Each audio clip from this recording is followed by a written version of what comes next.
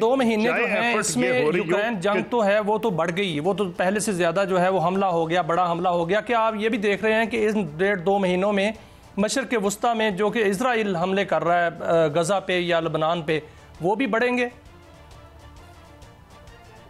جب آپ ان کی بات ابھی کر رہے تھے نا کہ جو انہوں نے اپنی کیبنٹ کے لیے لوگ جن کو چوز کیے ہیں، جو کیبنٹ کی ان کی پکس ہیں، ان کی گورنمنٹ کی جو پکس ہیں، وہ بہت زیادہ پرو اسرائیل ہیں اور حیرت انگیز حد تک پرو اسرائیل ہے. یعنی کہ لگی لپٹی بھی نہیں رکھتے، کم از کم چاہے اس کو منافقانہ سمجھیں، جو مرضی سمجھے. بائیڈن ایڈمنسٹریشن جو ہے وہ باتیں یہ نہیں کرتی تھی کہ جو یہ کر رہے ہیں. مثلا مارکو اور روبیو نے جو بات کی ہے کہ پورا مورلیس انہوں نے کہہ دیا کہ اسرائیل جو چاہے کرے اور اس کا رائٹ ہے کہ وہ کرے. اور اگر ان سے سوال بھی کیا گیا کہ جی بچے بھی وہاں مر رہے ہیں اس میں، تو ان کا اس کی بھی ذمہ دار حماس ہے. مطلب زیرو سمپتھی. تو ساری ون سائیڈڈ ہے جتنی ایڈمنسٹریشن میں انہوں نے بندے لیے ہیں. لیکن اس کا یہ مطلب نہیں لینا چاہیے، کم از کم جو مسلمان آبادی ہے وہاں کی بڑی ڈس اپوائنٹڈ ہے اس وقت، جنہوں نے ٹرمپ کو ووٹ دیے تھے، جس قسم کے انہوں نے اپنی کیبنٹ کے اور ایڈمنسٹریشن کے لوگ چوز کیے ہیں، اور وہ سمجھتے ہیں کہ ان کے ساتھ ہاتھ ہو گیا. لیکن میرا اپنا خیال ہے کہ ٹرمپ بنیادی طور پر ایک بزنس مین ہے اور وہ بزنس کی ڈیلز کی طرح کرتے ہیں. یہ بندے تو انہوں نے اپوائنٹ کر دیے ہیں اسرائیل کو خوش کرنے کے لیے اور اسرائیلی لابی کو خوش کرنے کے لیے امریکہ میں، جنہوں نے ان کو الیکشن میں سپورٹ کیا تھا. لیکن میں نہیں سمجھتا کہ اگر وہ یہ چاہتے ہیں کہ سعودی عرب، یو اے ای، قطر، جو آئل رچ سٹیٹس ہیں اس علاقے کی، وہ ٹوٹلی ان کے خلاف نہ ہو جائیں، کیونکہ سعودی عربیہ کی تو اچھی خاصی آبادی بھی اپنی ہے. تو وہ اسی لیے کراؤن پرنس محمد بن سلمان نے کہا ہے کہ ہم 2 اسٹیٹ سلیوشن کے بغیر نہیں ریلیشن شپ قائم کریں گے ڈپلومیٹک سعودی اس کے ساتھ اسرائیل کے. کیونکہ پریزیڈنٹ ٹرمپ نے شروع کیا تھا ابراہیم اکارڈز کا، تو ان کی خواہش یہ ہوگی کہ وہ اس کو پایا تکمیل تک پہنچائیں، جس میں سعودی عربیہ اور اسرائیل کی نارملائزیشن شامل ہے. تو اگر سعودی عربیہ اسرائیل کی نارملائزیشن ابھی بھی ان کا ایک ہدف ہے، جو کہ میرا خیال ہے ہوگی. اور فرینکلی اسپیکنگ وہ ایک بزنس مین ہے، اور ان کو زیادہ اگر بزنس کے بھی انٹرسٹ دیکھیں تو وہ سعودیوں سے اور اماراتیوں سے زیادہ ہے. نیتن یاہو سے انہیں کیا ملے گا؟ بلکہ وہ تو ادھر خرچی کرنا پڑے گا. اس کو 2 طریقے دیکھ.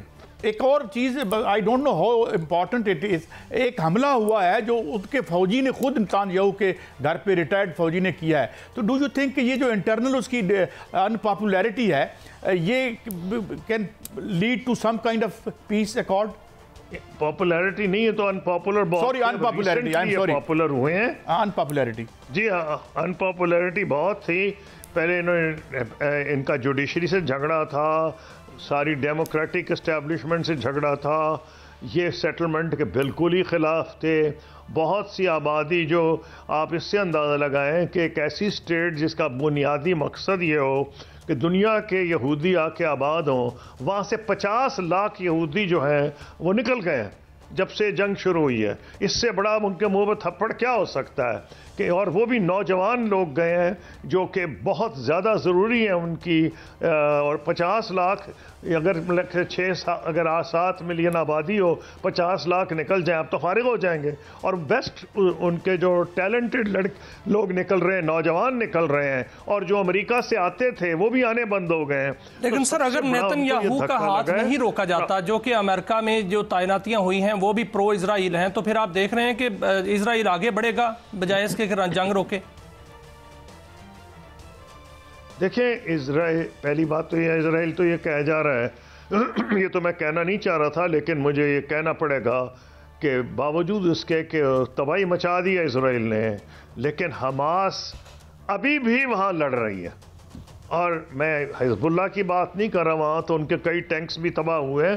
حزب اللہ یہ جو اب حملے کر رہے ہیں، کل بھی اسکول پہ حملہ کیا انہوں نے، اسرائیلیوں نے، وہ کہتے ہی ہیں کہ جی ہم پہ حملے ہوتے ہیں.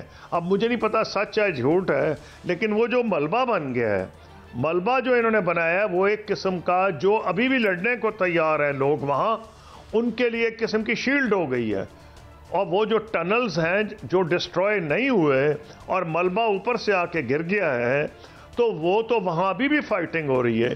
تو اگر تو یہ جنگ جاری رہی تو پھر میں سمجھتا ہوں ٹرمپ بہت ان پاپولیرٹی کا باعث بنے گا ان کا جو ہے. ابھی یہ چھوڑی بہت ان کو جو ایڈوانٹیج ہوا تھا نیتن یاہو کو پبلک اوپینین میں، وہ یہ کہ لگ رہا تھا کہ خاص طور پہ جو انہوں نے ان کو جب سے انہوں نے واکی ٹاکیز تباہ کی ہیں ان کے، اور یہ لگ رہا تھا کہ جی بڑی سٹرائکس کر رہے ہیں، ان کی لیڈرشپ ڈیسیمیٹ کر رہے ہیں، ختم کر رہے ہیں.